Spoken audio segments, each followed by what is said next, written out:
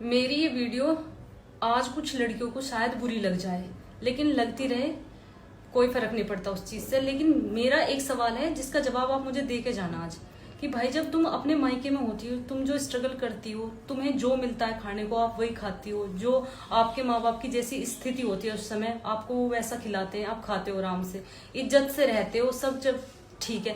लेकिन जैसे ही तुम्हारी शादी होती है, तुम में कौन से सींग निकल आते हैं कि तुम्हें दूसरे के घर जाते ही ब्रांडेड कपड़े चाहिए, ब्रांडेड सूट चाहिए, तुम्हें एसी के बिना नींद नहीं आती, तुम्हें कूलर पंखे रास नहीं आते, फिर तुम वहां कलेश करती हो। भाई तुम दूसरे का घर बसाने गई हो या दूसरे का घर उजाड़ने गई हो? और अगर माँ बाप तुम्हारे उस चीज में फिर तुम्हारा सपोर्ट करने आ जाते हैं। भाई मैं भी एक लड़की हूँ और मैं अपने घर की बात आपको बता रही हूँ। अगर हर औरत, हर लड़की ये चीजें करनी शुरू करेगी ना, तो इस समाज में, इस दुनिया में कोई रिश्ता सक्सेसफुल नहीं होगा, कोई घर नहीं चलेगा। अगर ऐसा होता ना तो आज यहाँ मैं होती ना आप होते। क्योंकि जब मेरी मम्मी की मेरे पापा से शादी हुई थी ना, मैंने अपने घर की स्थिति देखी है। तब मेरे पापा की नौकरी भी नहीं थी और फिर भी हम पाले भी उन्होंने। मेरी मम्मी ने पापा के साथ स्ट्रगल भी करा, हमें पढ़ाया भी, लिखाया भी, कामयाब भी कर दिया।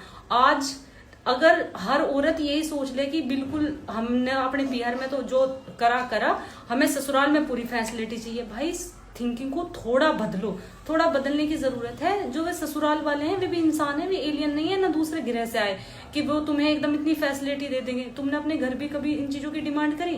पर नहीं। माँ बाप के घर आप सहन कर लोगी, लेकिन ससुराल में आपसे सहन नहीं होगा।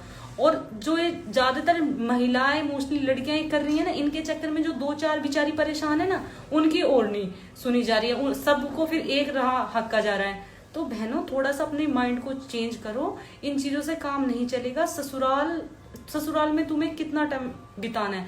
मायके में तुम ज्यादा से ज्यादा 20 साल 25 साल रह सकती हो। बाकी की जिंदगी जो है ना, ससुराल से ही कटनी है। ससुराल में ही रहोगे। आप उनके साथ ऐसा रवैया करती हो, और अगर बाय चांस दो चार बात सास बोल भी दे या ससुर बोल दे, तो फिर तुम 498 एक को लेकर खड़े हो जाते हो कि चलो जी हम तो दहेज का मुकदमा लिखवाएंगे इन पे। भैया, ना हर चीज का समाधान मुकदमा है, ना हर चीज का समाधान कलेश है।